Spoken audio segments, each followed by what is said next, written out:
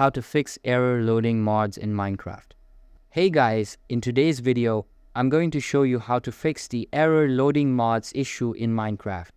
So make sure to watch this video till the end and let's get started. This error usually happens when a mod is missing a file, is outdated, or conflicts with another mod. But don't worry, here's a quick fix. When you see the error, Minecraft usually tells you which mod is causing the issue. Take note of the mod name shown in the error message. Go to the mod's official page like on CurseForge and download any required libraries or dependencies it needs. Place them inside the mods folder in your Minecraft directory. Make sure the mod matches your Minecraft version exactly.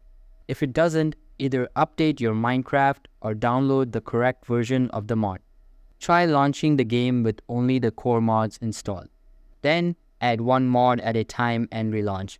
When the error returns, the last mod you added is the one causing the conflict.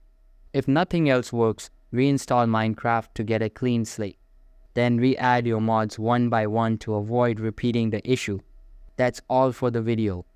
If this fix worked for you, make sure to like, subscribe, and hit the bell icon for more Minecraft tips. That's all for the video.